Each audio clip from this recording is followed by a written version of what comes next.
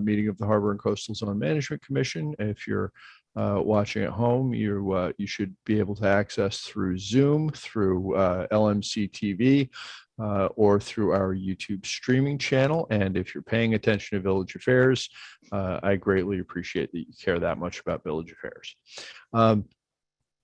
Motion to open the meeting. So moved. Second. All in favor? Aye. Aye. Meeting's open. We have one applicant this evening for preliminary review. That's the 572 Van Ranst application. Do we have the applicant with us?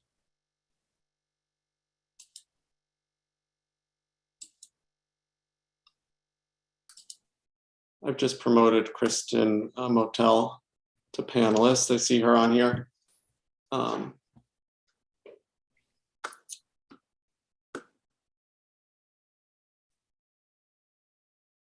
Hi, good evening, Chairman Burt. How are you? Doing just fine. Good to see you again, Ms. Motel.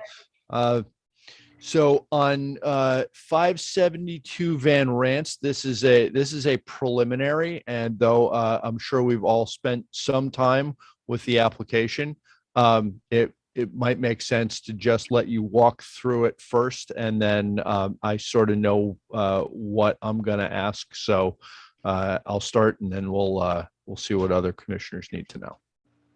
Okay. Is there anyone else you'd like me to promote to panelists? Yes, thank you for asking. Tonight, we also have Jerry and Brendan Ahern. We have Dan Connors, John Sullivan, and Greg DeLapp from Sullivan Architects, and Michael Stein from Hudson Engineering. And good evening, commissioners. For the record, Kristen Motel from the law firm Petty and Fader for the applicants here, 572 Van Ranst Place, LLC. And I'll just wait for my team members to be elevated. Here they are. So thank you for that introduction, Chairman. As you said, we're here really for a preliminary presentation and to receive initial comments. I think that'll be very helpful. We do have the site plan application pending before the planning board, which circulated its intent to be lead agency. And as part of that referral process, like you said, we're here before you tonight. The next step really would be for us to return to the planning board for a secret determination after this. And in order to do that, we'd like to make a supplemental submission to the planning board that addresses some of the comments that we discussed tonight. We did hear your comments at the work session a few weeks ago, so I'm hoping that some of our presentation will address that. And I'll provide a brief overview and have some of the team members walk through a few of the sustainability features that are proposed, and then we'll go through the site drawings and the stormwater infrastructure. So with that, as you are aware, the applicants are proposing to replace the existing residential structure on the property. That structure is about almost 100 years old. 1925 is the estimated date of construction. So obviously, it's not compliant with current flood code standards that we have today. They are proposing to construct a sustainable 5-story multifamily residential building, and that'll have 10 units in it. Right now, the unit mix will be 6 1-bedroom apartments and 4 2-bedroom apartments with parking in a garage on the ground floor below the building. So it's a 6,500 square foot lot, and it's classified in the RM3 zoning district, which permits multifamily uses principally as of right. And the surrounding area, as you probably noted, is mostly commercial and multifamily residential buildings. The property is classified within the AE flood zone, and there's no existing stormwater management or, like I said, flood control infrastructure on site. The proposed building is going to be raised above the base flood elevation, as the Village of Mamaroneck Floodplain Development Code requires and as FEMA construction standards require. We're also proposing to increase the flood volume storage on site. And, that, like I said, that's really a significant improvement over existing conditions. Fully compliant stormwater infrastructure is also being proposed here to ensure there's no increase in stormwater runoff created by the proposal. And then the other really great thing about this project is there's a lot of green sustainability features that are being proposed. There's a rooftop solar installation, there's EV charging stations for electric vehicles, and also a state-of-the-art fuel cell system. So with that, Dan Connors from Aris Energy Solutions is here. And Dan, if you just want to walk through like a couple of those points for the commissioners, I think that would be really helpful before we go through the plans. Understood. Thanks, Kristen, and good evening, everybody. Can everybody hear me, first of all? Yes. Mhm. Thanks.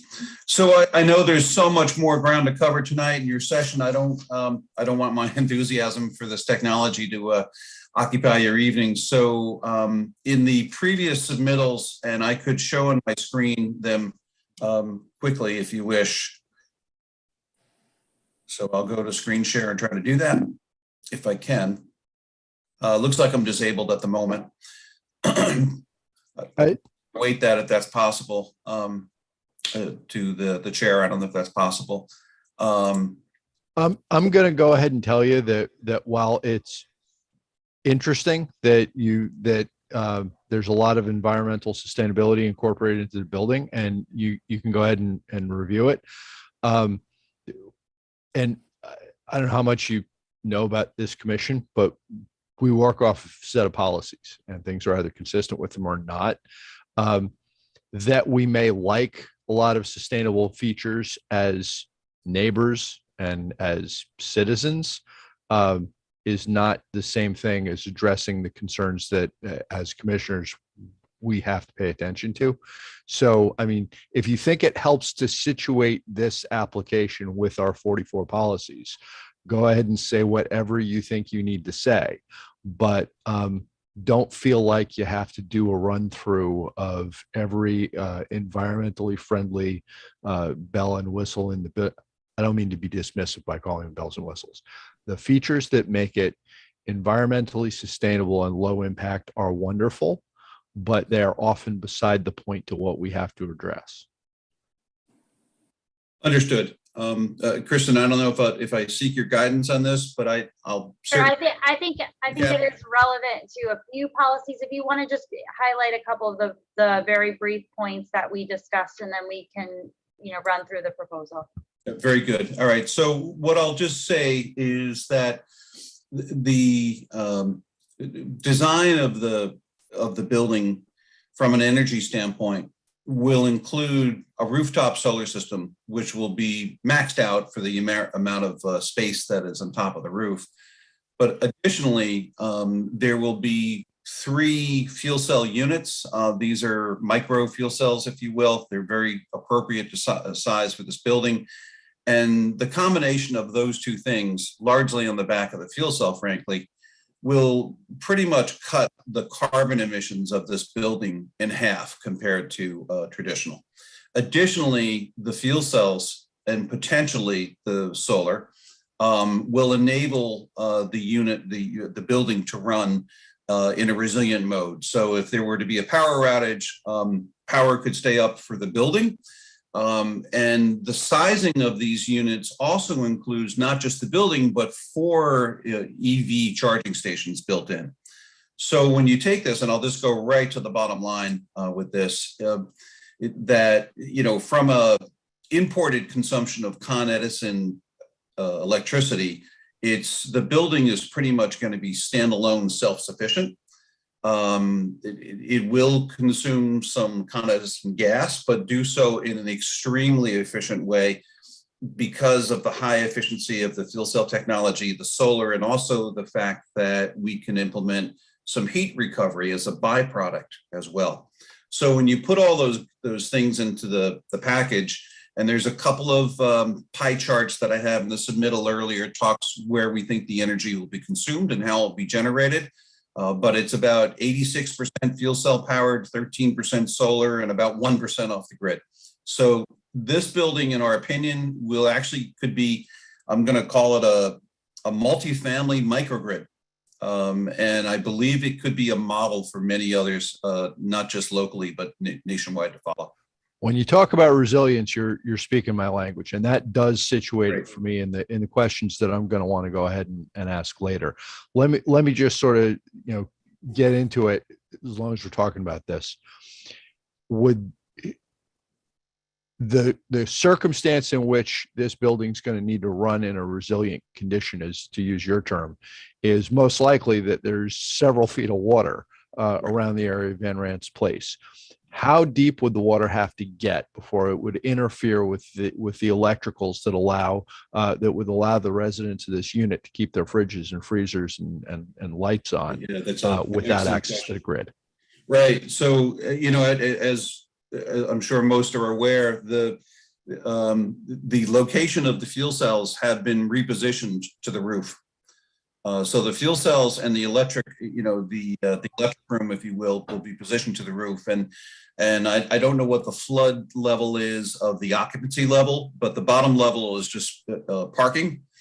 So, your point being taken, that there may be a limitation in that the EV charging apparatus has to be near the vehicles, and those have to be at the ground level, while the living quarters are 12 feet or whatever height above ground level.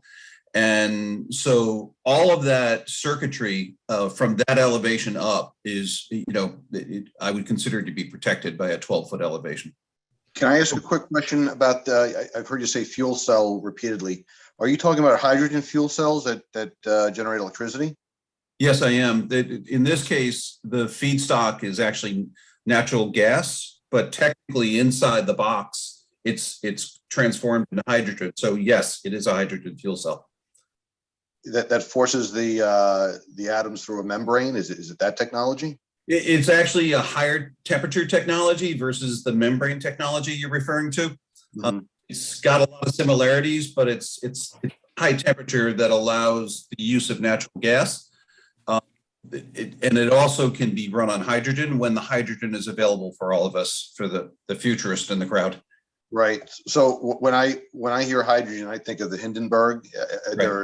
Are there this is all cutting edge technology. So are there fire considerations, and is there any consultation with the local fire department or with the state fire code on how to handle hydrogen because of its explosive nature? So there's no hydrogen storage. In fact, there's no natural gas storage on site either. It's really like an appliance, like a flow through type situation. There are codes and standards. I guess the best way to bring some comfort to this is to say that there are 2,500 units like this running in Europe today for over 10 years. And there's but a handful running in the US, but the codes and standards aren't that much different. And the safety record is excellent. Again, there's no stored fuel in this case. And you have solar panels as well? That's right. So the solar obviously is a true zero carbon component to this.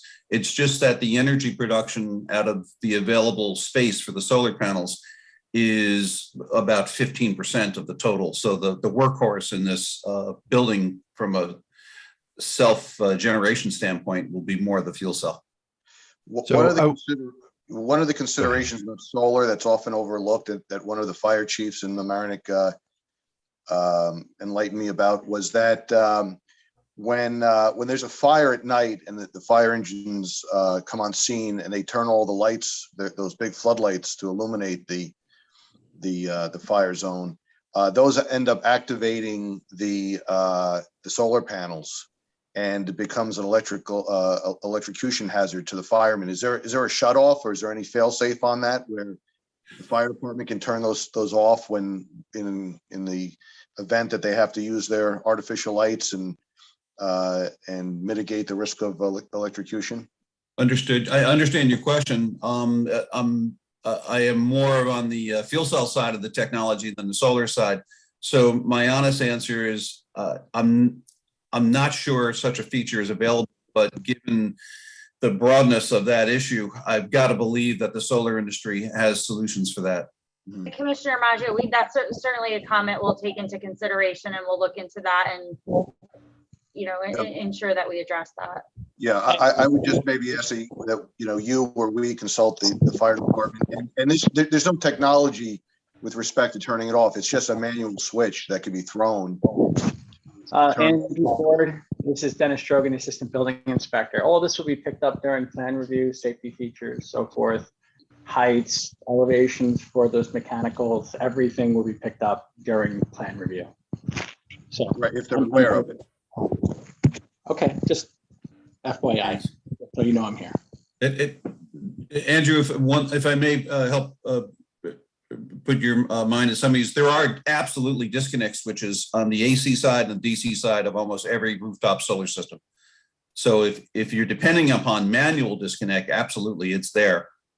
If you needed something more sophisticated, I'd have to do some research on that. No, I know the simplest form of manual shut off, I think, is the safest. Yes, that's standard. Yeah. Okay. Thank you, Dan. If anyone else doesn't have any questions pertinent to this part of the presentation, I think it would be good for John and Greg to pull up the plans and we can walk through those. Thank you. Thanks. Oh, I think I thought I promoted them, but I guess I missed them. Let me do that real quick. That's okay. I think Greg is going to be the one doing the screen sharing, but I'm not sure if John Sullivan is I see him on. panelist. All right, I'll promote him. Thank you. Okay.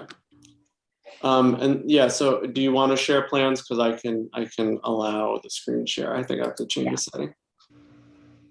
If you can allow Greg to share the plans. Sure. Thank you. Okay, it should work.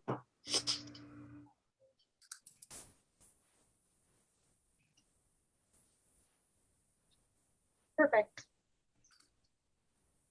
Can you, I can't tell, but can you guys all hear me? This is John Sullivan speaking. Yes, Yes. John. Yes, we can. Okay, great. Thank you. Thank you all very much. All right, so as introduction, I am John Sullivan, the architect of Sullivan Architecture. Frankly, working on the simple design of this, I admittedly I'm not as sophisticated as my predecessor, Dan Connors, is here, but we're learning quite a bit about this fuel cell technology, which is quite exciting for this. So joining me, obviously, is my associate, Greg Dallop, and Greg has the screen share here to bring up slides. So obviously, I'll just give you a brief introduction as to what we've created initially here as a design for this site. Obviously, I'm sure you all familiar with it, have seen it. Here's a photograph of the site as it existed probably back in the early spring, I believe, is when we took this shot. But the property today is a 6,500 square foot parcel of land, 65 feet by 100 feet. It's occupied by this residence, which I believe, and I don't know how many, but there may be a few apartments located in the building. There is nothing else on the site other than a storage building way in the back. Probably can faintly see this over to the lower left of that photograph.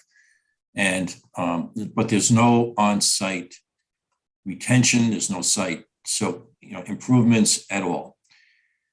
So let's go talk about what we'd like to do and what we're proposing here. So Greg, you bring up the next slide, please, which is a combination drawing of ours, which is,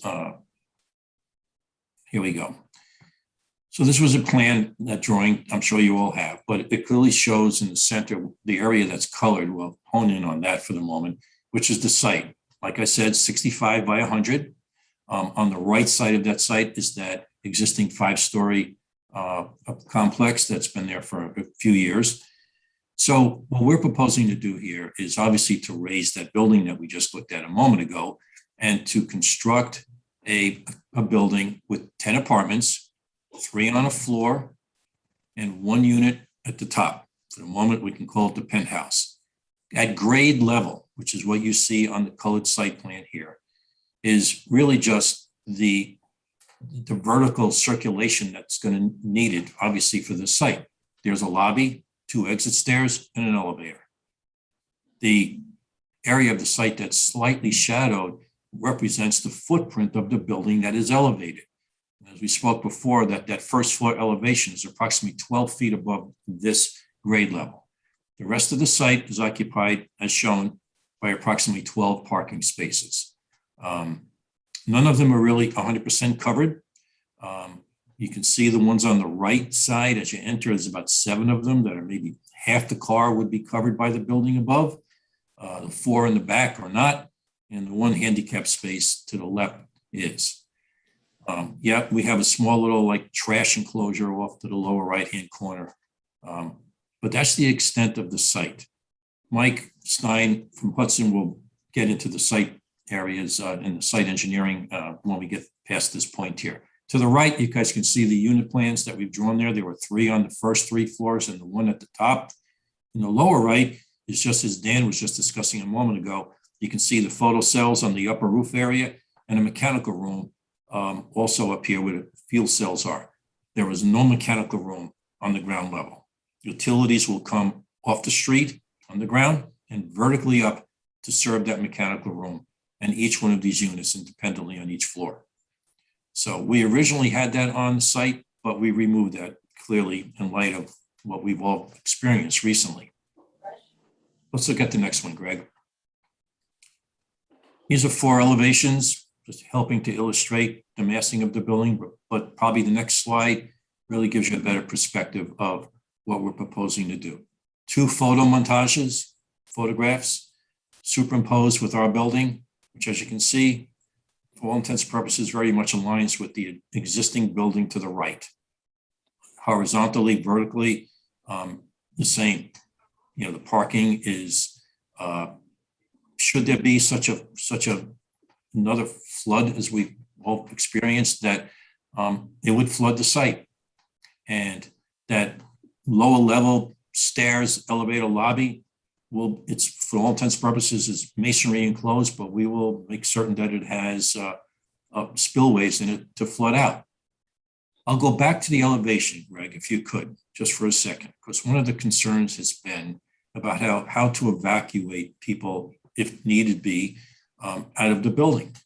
And although they will be elevated, you know, God willing, above any flood levels that high above the street, but we've located an emergency egress, which he's pointing to right now, which is a door located in the stairwell. The sill of that floor is about 9 feet above grade. It could be located at the street level, at the floor level as well, but we located it here thinking that that could be an emergency if someone needed to get out of the building in case of a flood. I noticed in John Kellogg's memo that he asked about having this be accessible to a roof deck so that you can get out to the front street. We could do that, and I'm willing to do that, and it's frankly a really good idea, but it requires us to request another variance. It would require a side yard setback variance. Frankly, in all consideration, maybe that's a very reasonable variance to request. We'll move, I guess we can move to that at another time. But we believe here that we're creating at least an infill on a site, very small site, that is contextually in scale with the streetscape, architecturally is somewhat consistent with the streetscape, and that is creating housing above any catastrophic level of flooding, at least to give the people who live here, some safety when such an event would occur.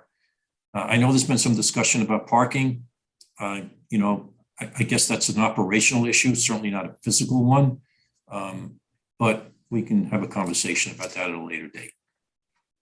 I'll yield now to my colleague, Michael Stein from Hudson Engineering, and maybe Mike, you can run through how we're making the site, addressing stormwater retention and other means.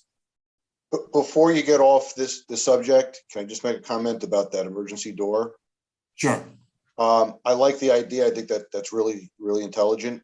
From what I've heard, the building next door had 11 feet of water in it. And if that door is at 9 feet, people might have to wade through 2 feet or more to be rescued. It might be a good idea to have, a door on the first floor, in the first floor stairwell and the second floor, just in case there's an electrical problem and people can't go in the water. I think this is going to be our main area of discussion. Let's Yeah. just for the sake of time, Andrew, can we sort of keep it moving and then concentrate on the Right. flood question at the end? I'll just respond to that real quick. You guys are right. Like, we located that door at the mid landing level, but you can see on the elevation just to the left of that door, the window that's there is at the landing of that same stairwell at the second floor. We can certainly make that be the door. And it gets it up then at least higher, 12 feet or so. And certainly that could be in the upper floors for that matter as well. But, you know, then you run into the whole issue of, you know, that becomes somewhat of a big jump, if you would, down from there. But certainly it could be at that first floor level window, and we eliminate the door at this location and put it where that window is located and make it work to get out of the building. It's, the opportunity is there for sure. Thank you. Okay. Michael. Yes, good evening. Michael Stein with Hudson Engineering. We're the engineers of record on the project. I'll just work on sharing my screen right now.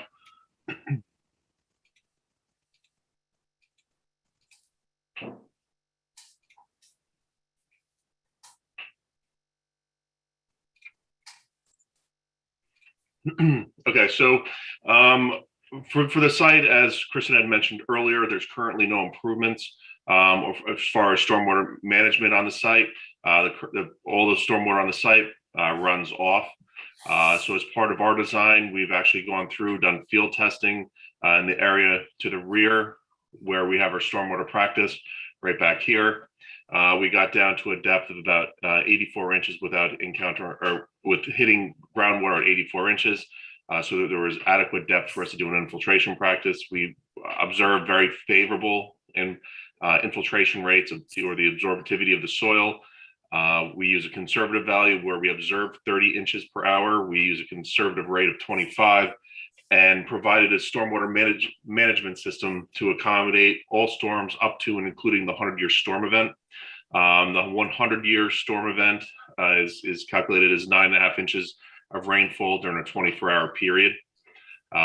We've also gone through and done an analysis of a volumetric flood analysis of the site to compare in pre and post volumes of flood storage volumes on the site.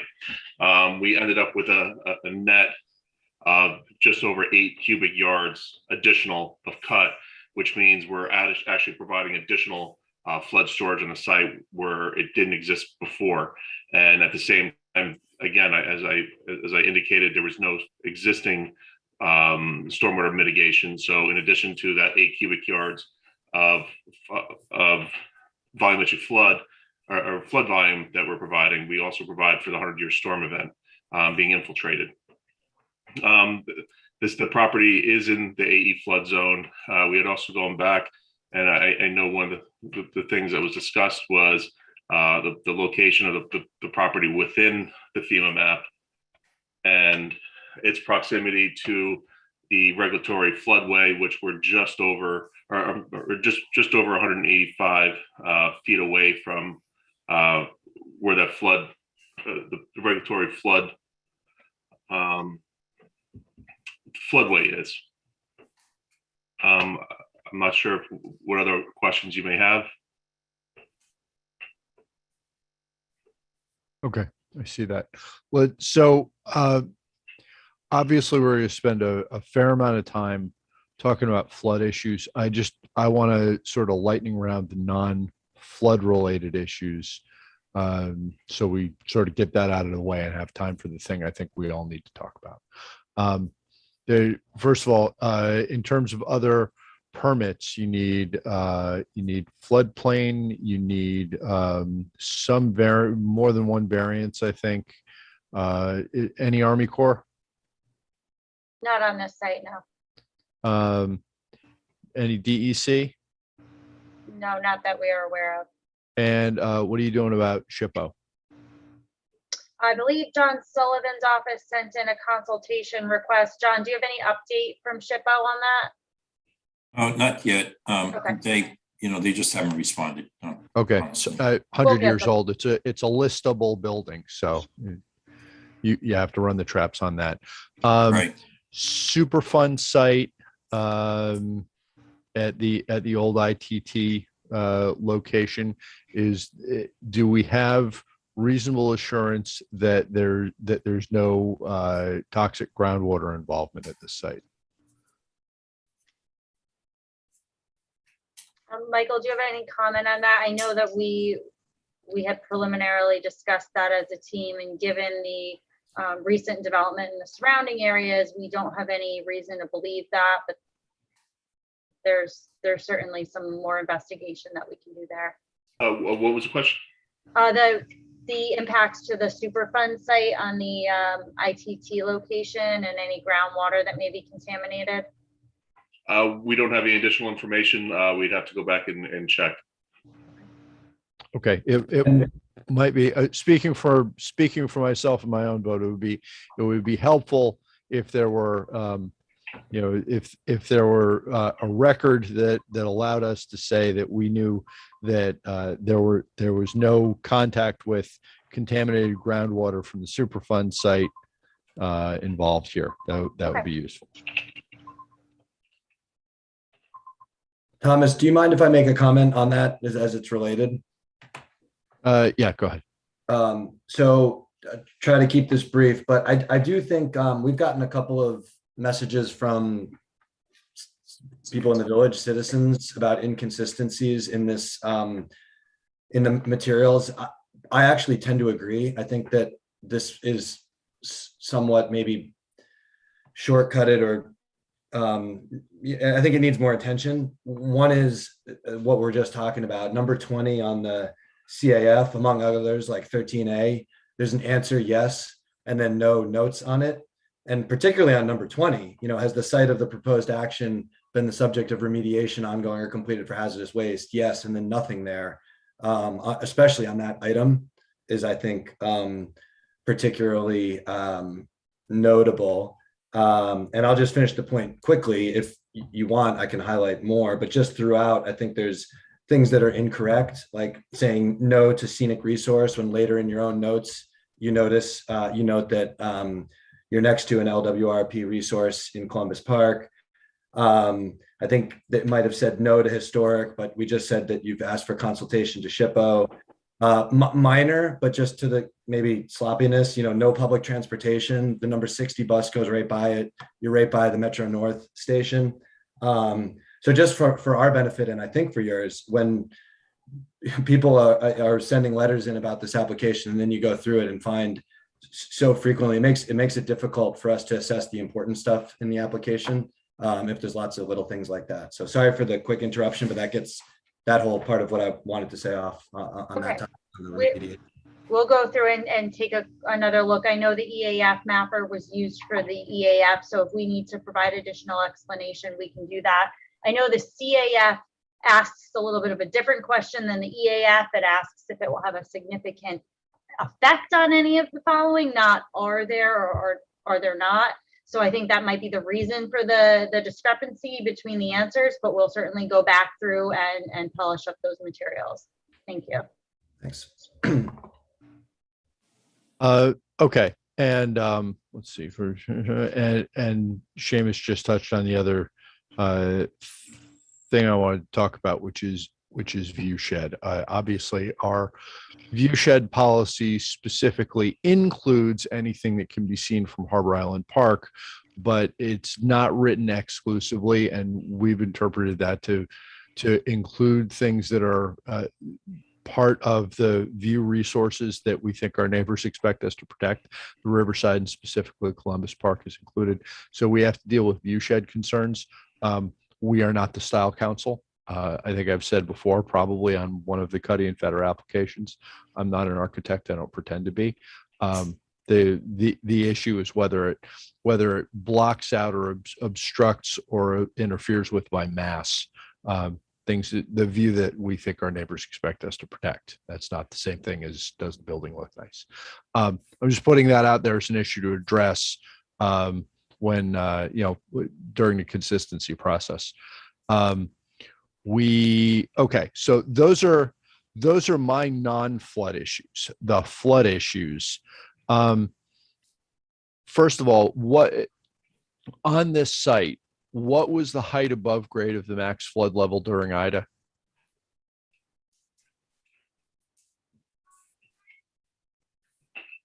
We would have to look into that. I'm not exactly sure we have that elevation, the actual elevation. The FEMA flood elevation is 25.8. Right. Yeah, it is useful to have the 100-year flood elevation. A lot of things key off it, and it's a well understood probabilistic measure. But we talk about these things. The language we use when we say 100-year flood elevation is somewhat deceptive. That's right. That's a probabilistic measurement. Doesn't really mean that it happens only every 100 years. And we've found that that extreme flood events have happened more often than one might have hoped in recent decades. Probably because of climate change, but for whatever reason, we certainly have deeper water than we would like more often than we would like it. Isn't it going to be close? Michael, did you say the 100 years, 9.5 inches in 24 hours? I mean, that's pretty close to Ida. Yeah, but there's the 24 hours or the 24-hour storm event is it's a bell curve. So it starts off slowly, comes, peaks, and then tapers back off. This storm was 4 hours, started, stopped, very little additional afterwards or before. Yeah. So, I mean, and that's a long way around to saying that while the 100-year flood elevation or the 500-year flood elevation gives us a benchmarks, we also, in thinking about this, have to think in terms of our experience.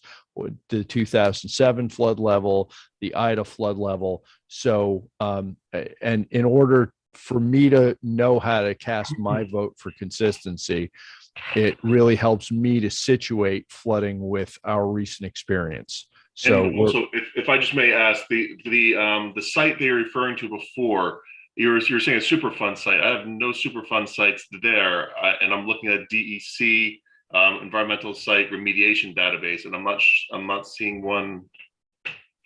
The old ITT site, which is okay, 139 Hoyt. That was the only one. Hoyt, yeah, right. And I mean, the question really is just in order to be able to have some assurance that that groundwater flowing under the site isn't contaminated, isn't going to, be disturbed by this site, by the proposed condition. So, is there another? How many other buildings are there in the village that do not have that don't have an exit, multi-unit, that don't have an exit above the 100-year flood elevation? That's something we'll have to take a survey of. John, I don't know if you're familiar with that. I was going to say, I don't know how we would know that, Mr. Chairman. I mean, so obviously it's an interesting question, but I mean, perhaps the village building department may know that. We don't. They might. I remember when we were considering the multi-unit dwelling on East Prospect, there were flooding issues, but one of the, in my view, the dispositive issue on the flooding was that there was one exit that was almost certainly always going to be above the flood and at grade. So that's pretty simple. Here we have a building where we know that at grade will be within the, underwater in almost any severe flood event. So we've got to deal with that. One thing I would like to be able to talk about in terms of record is if there are precedents in this village for multi-unit dwellings where all of your exits from the building are, or all of the grade level exits from the building are below the 100-year flood elevation, because we may have never done that before. And if we're going to do that, we need to understand that we're allowing that for the first time and think carefully about what we're doing instead of expecting people to walk out of the building at grade level.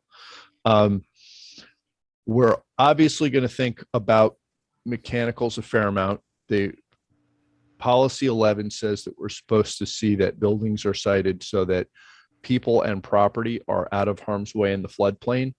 I think I will get no dissent from saying that people and property are fairly different things, and we have a higher risk tolerance for property than for people. We historically have taken the approach that cars are expendable, and we have several multi-unit dwellings with cars at the grade level where they may flood. Cars are more expendable than living space and mechanicals. It would be really helpful to know how hard the mechanicals are to deep flooding.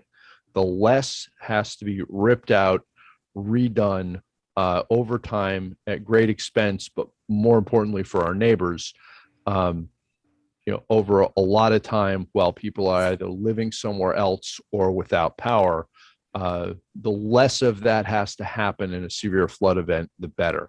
It is very useful to know that this building is designed with features that allow it to run independent of the grid. There are charging stations at the car level, which will almost certainly be flooded in a severe event.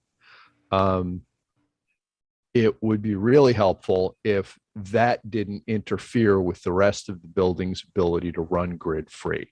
If, for example, we have to think about this in terms of the total strain on the system, right? And the Keller Sessions memo picked up on this a little bit. As the water gets deeper, there are a certain number of people that are going to have to be rescued by extreme measures, bucket loaders and boats. The capacity to do that in a hurry when people need it is limited.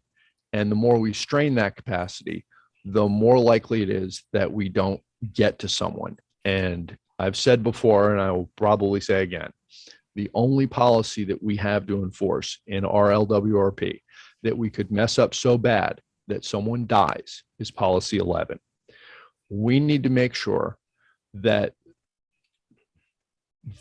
the people who would be living in this building don't create a situation where our rescue capacity is strained beyond our ability to make sure that everybody gets rescued if they need it. So obviously there's an attempt to get there by adding an exit at 9 feet, which certainly better than grade level. It also doesn't really allow for people to stand out around there. It's not there. We're going to have to think about what would happen if, once again, much of the low-lying area of the village was under 9, 10, 12 feet of water. Either those people would need to be rescued right away, which means that other people wouldn't be, or they're going to need to be able to stay where they are until a rescue that doesn't come at the expense of other people in more extreme circumstances can come. We need to have a record where we're all comfortable voting that we are not making someone else wait for a rescue because of the roughly 25 people that will live in these 10 units. So I guess I've sort of expressed the concept there.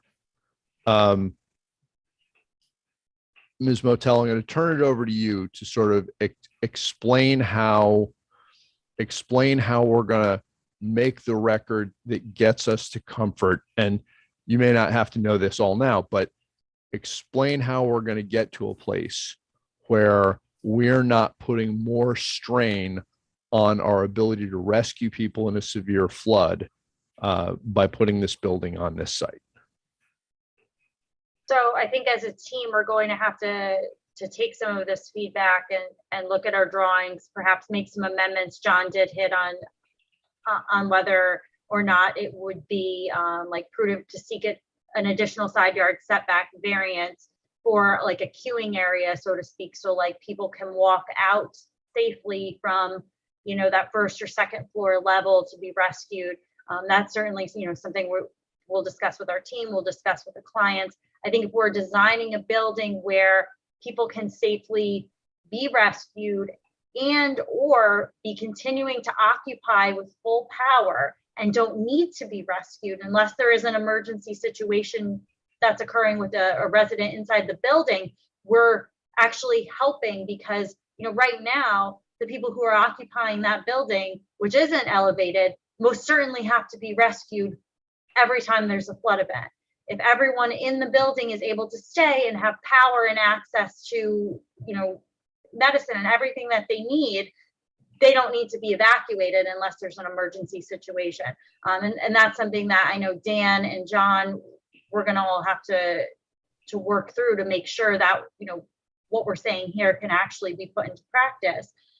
But I think that, that's the first step. And we're certainly pushing for a building that does exactly that, so that the space and the site can be safely inhabited and actually be an improvement for emergency responders and for the village. I'll expand on that if I could. Yeah, Kristen and Mr. Chairman, is that I love the challenge of this. And I know we're all, apologize for the pun, but we're navigating through some interesting times here, with what we're dealing with now. When we started this project and the design of this, it was well before Ida, and the concerns over evacuation and those type of floods wasn't there. But I see here now, maybe thankfully, that we have the ability to have people out of this building. First of all, no one lives below a flood level elevation 33. I mean, if we needed to tweak that up a foot or two, okay, maybe we do. We have the ability to multiple means of egress, as we discussed earlier, through those egress doors. So maybe we're onto something here that maybe could become an opportunity, not just for this site, but maybe others. I mean, let's face it, this is a small site, 10 units, as you said, maybe 20 people live here. It's not a very big project, but maybe we're onto something, absent the whole issue of parking, but at least from human beings and people's safety and their ability to live in a building through the means in which we're trying to power this building and energize this building. Maybe we're onto something positive here. And you know what? I'd love to work with you and your board as we continue to navigate through this. I've known John Kellogg a long time. We can get through design solutions that maybe could be a model in addition to what we're trying to do from a utility perspective and sustainability perspective. Yeah, John, I also think, thank you. I appreciate that. I also think this is an area where I shouldn't guess. So when this comes back, I think we're going to want a public safety record. I'm not sure who that is from the village or from an outside the village expert, but I'm going to want a public safety record to confirm my intuitions. To be transparent about how I'm thinking about it. And of course, I don't speak for any of the other commissioners' votes. We all vote how we vote. In terms of how I'm thinking about it, I'm thinking about it from the point of view that there are only so many boats and bucket loaders. And during a peak flood event, there's about often a 12-hour window when everything is really hectic and the resources are stretched extremely thin. We need to make sure that this project would not substantially add to the burden that rescue personnel face, either because people are safe in that building or because they can safely get out of that building without taking rescue resources out away from somewhere else where they will be desperately needed. Whether that's delaying their exit from the building or they can stay there for days or whatever.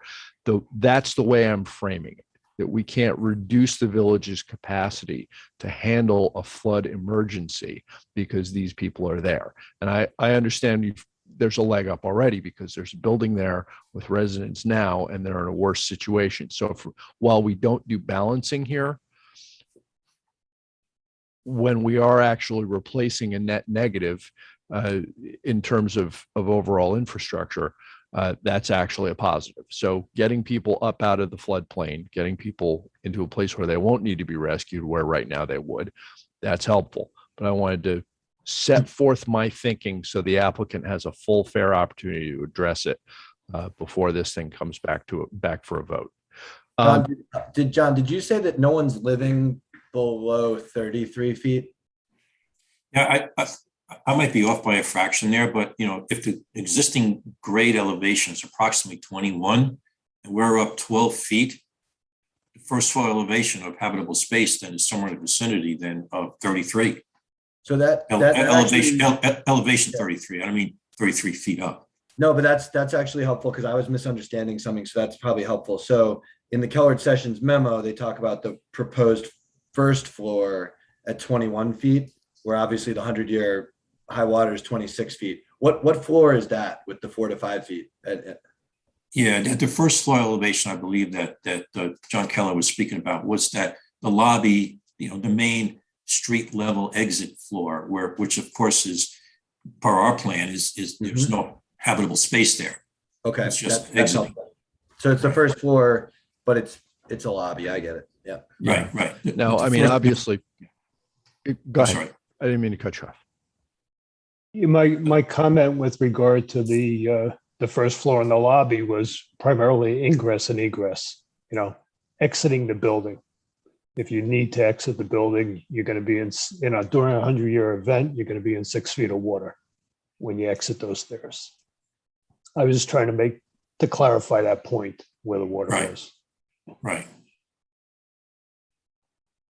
Yeah. And I mean, a secondary concern, obviously, because property is less important than people's safety. A secondary concern is knowing that first floor is so exposed to flooding events.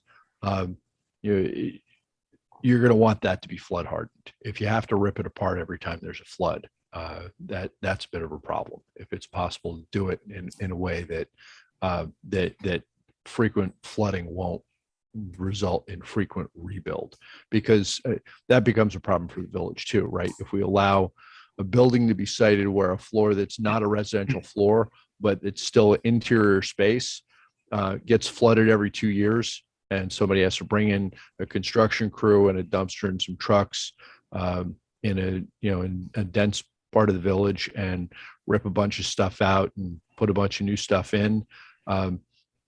But the idea would be that those materials in that lobby and foyer area, they would be made for the specific purpose. So you wouldn't necessarily be ripping it out. Whereas you in a lobby, you may have sheetrock or something else. This would be more, you have concrete block that's painted that can be hosed down and cleaned.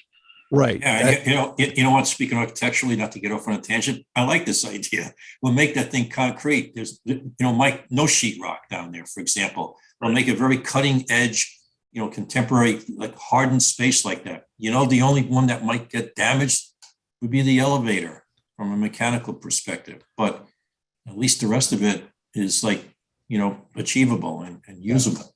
Right. I mean, and I think this team has probably been briefed fairly carefully by council. We work off of 44 policies and we vote consistent or not consistent on the policies. We don't do this is better than that. We don't do balance this against that. Our consistency determinations are very binary. Obviously, we're very focused on the floodplain policies, 11, 12, 17, but really on 11 here. We're thinking about citing people and property in harm's way in this project. People obviously are a concern because you can't replace people, but property, you just don't want to replace. You don't want to have to replace mechanicals. You don't want to have to replace the elevator if there's 4 feet of water every 3 years. You don't want to have to replace all of the furnishings in the lobby. We're going to have to vote consistent or not consistent on citing persons and property in the floodplain. So the more that property is hardened to floods that we know will come, and the more the people are up out of the water and can be easily rescued or shelter in place when the floods come, because we know they will come, the easier it is for us to get to a yes on that policy. And I'm speaking for myself there, but I don't think I've said anything that my fellow commissioners would disagree with. Okay, let me just check my notes. I think I've covered what I wanted to cover on flooding, but we do have to think about it. We talk about 100-year and 500-year all the time, but we also need to talk about this in terms of recent experience, partly because it's simply easier to get our heads around. We need to talk about this in terms of 2007 and Ida, because we know what that looks like and we can keep in our minds what those conditions are. All right, I will turn it over to my fellow commissioners. Andrew? Thank you, Thomas. Yeah, my main concern are the elevations and the elevations at which we start. If the first floor is 12 feet above grade, and the water in the last storm has been 11 feet, is the 1 feet a reasonable margin there? Should it, should it be 4 feet? Should it be 5 feet? Should it be 10 feet? And I understand that raising that first floor may put you over your height max, but maybe that's a variance that should be granted, or maybe the code in terms of raising first floors and thereby raising the overall height of the building should be re-examined. There were buildings on Mamaroneck Avenue that were built subsequent to 2007 that weren't supposed to flood on the first floor, and they did flood. So I think the game has changed, the rules changed, and that first floor, and to Miss Motel's very astute point, if people are stuck in their apartment, that's an inconvenience, but if they can stay there safely, then it's much better than drowning in an apartment, because the water comes in so fast, there's no place to go. So that's really my main concern, is how can you build this building where it's high enough, where people can shelter in place and not be at risk. And the other aspect with Thomas's point about, having some kind of staging area to get people out, I think that's very important. You almost have to look at these buildings now as ships, and how would you get off a sinking ship? And where are people going to go? How are they going to get out? Where's the water going to be? And that's my main concern, is the flooding and the energy efficient and the sustainability of the building is great, but I really think that's the icing on the cake. The cake itself is what do we do with people in the floodplain, and where do we start in relation to this most recent flood that was unprecedented. Thank you. Seamus? Thanks, Thomas. Yeah, obviously we've covered a lot of it. This is central location in the village. It's going to get a lot of attention. It's going for numerous variances. It's bringing 25 more people into an area that's going to be inundated with water. I think we've all pointed that out. Ultimately, all that matters is how it fits with our 44 policies, though. So one, I wanted to thank you, John. I think the Kellard Sessions memo was terrific. One of the best that I've read. Not only addressed things, but also with a little bit of commentary around how you thought through it. So thank you for that. I think there were a few comments within there. I'm sure the applicant will address those as usual, but they are in there, the November 19th memo. We've done this in the past. Thomas, I'll leave it with you perhaps, but the DEC, I think, response was not that we know of. We've asked in the past for applicants to reach out to the DEC and confirm that that's the case. I think with this location, this size, this proximity, I think that would be prudent.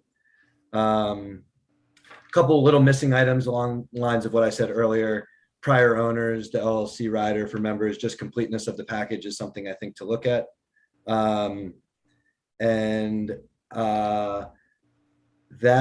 is all I have. Just two quick comments I'll mention, more for how you can continue this application. One would be, I wonder if more cut than 8 cubic yards is possible. And two, that door that we've talked about, my one thought on it is, does it work if the water is really low, really high, or does it only work at like one certain level of water? So, all the ideas around going for a variance and improving that door, I think will be important. That's everything for me. Thank you.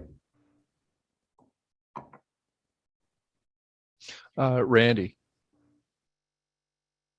Well, I think that my prior commissioners have pretty much covered the ground that is important. Obviously, flooding and safety concerns in this environment are paramount, and I think it's fair to say that at least I'm going to be very, very cautious about approving anything that raises any issue of safety or flooding, and I think the applicant knows what they have to address.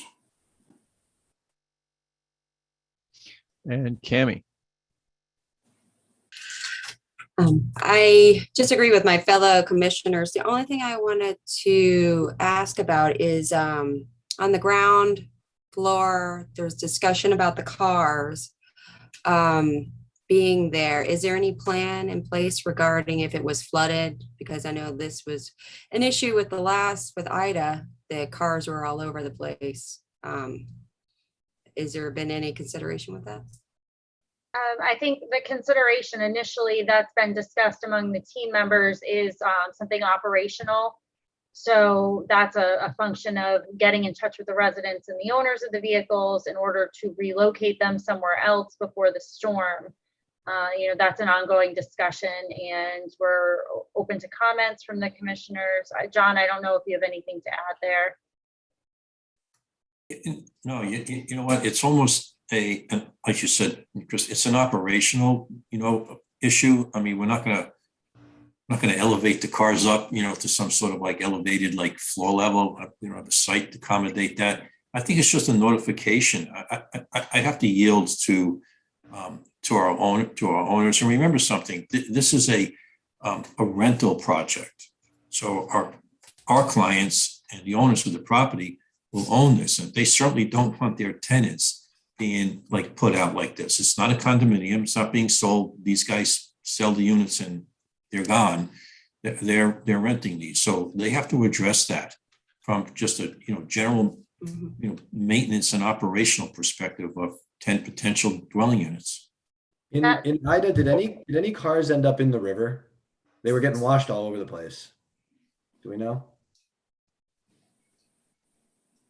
I don't think any cars ended up in the river, but several shipping containers were in the river and caught under bridges. If someone's out of town or something, I mean, anything here could, I think, end up, across the park and in the river and block too. At least the way we have it designed right now, it's self-contained, right? So should the parking level flood again, and as you guys said, yes, it likely will, but if it flooded to a point where the cars were floating, they likely wouldn't exit this site because it's contained between walls and gates and the building.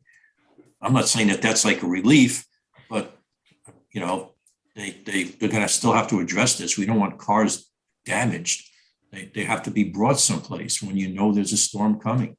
But listen, I'm an architect here, so I'm probably the last person to be trying to address that. But that's a good point, John, though. I think if we can look at containing them within the site. I also think this is something that's going to have to be discussed when we do our review with emergency responders and the fire department to get some input there on their experiences, because certainly we're not trying to understate the severity of the flooding and what's happening in the village. And as you heard, our team is working really hard. I mean, we've made significant amendments since Ida to address some of these concerns. So we're going to keep working at this, and we're definitely taking all these comments into consideration and making changes based on them. By the way, I have a quick question in terms of net addition to the burden on first responders. How many people currently live in the building? I don't know that, Kristen. I don't know if you know that. I don't know. I don't know that. All we have is the property card, but we can certainly talk to the owners and get you an updated statistic. There are a couple of units there, so. Yeah, there are at least 2 units in the building. So, and I know one of them is a family because I've been there and I've seen them. So, maybe there's a half a dozen, 8. I don't know, maybe more.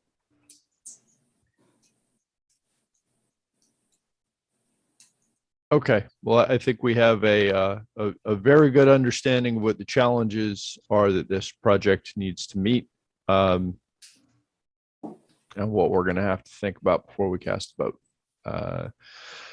Ms. Motel, thank you for your usual careful presentation, and I think we are wrapped for the night.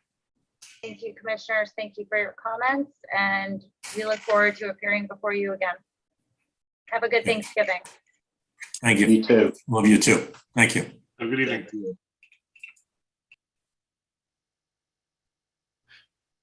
Okay, Before we move off applicant items, we received correspondence from 841 Taylor's Lane.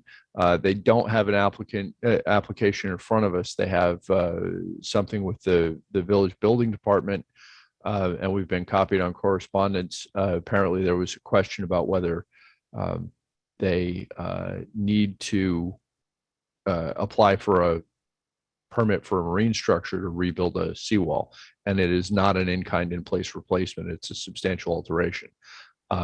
That is not a close call. We are the permitting authority for marine structures, and a new or altered marine structure comes before us for a permit, period. I don't know what else we need to say about that.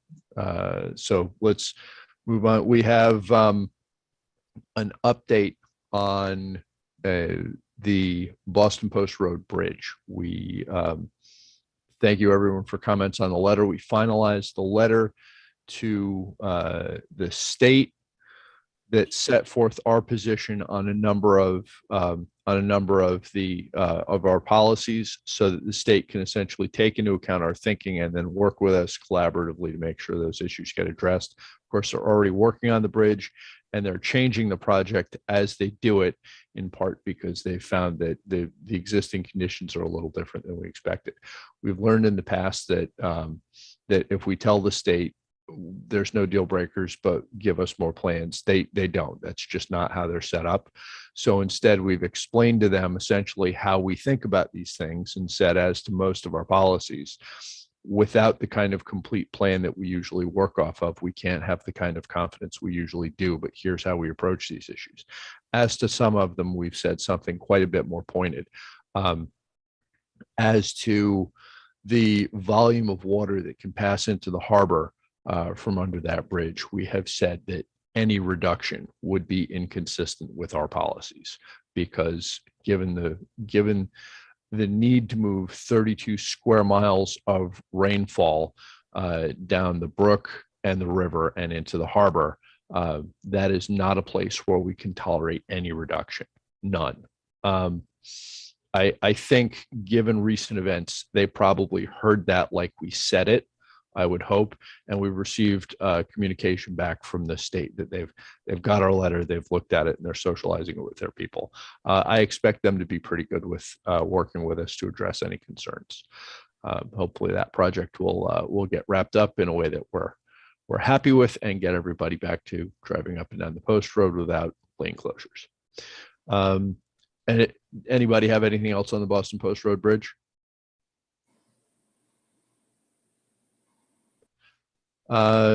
Okay, and we have minutes from June 16. Move that we adopt the minutes. Second. All in favor? Aye. Any opposed? Motion carries unanimously. I think we have run our agenda, unless somebody has new business. Okay, everybody have a good Thanksgiving, and I'll make a motion to adjourn the meeting. Second. All in favor? Aye. Have a great night, folks. Happy Thanksgiving, everybody.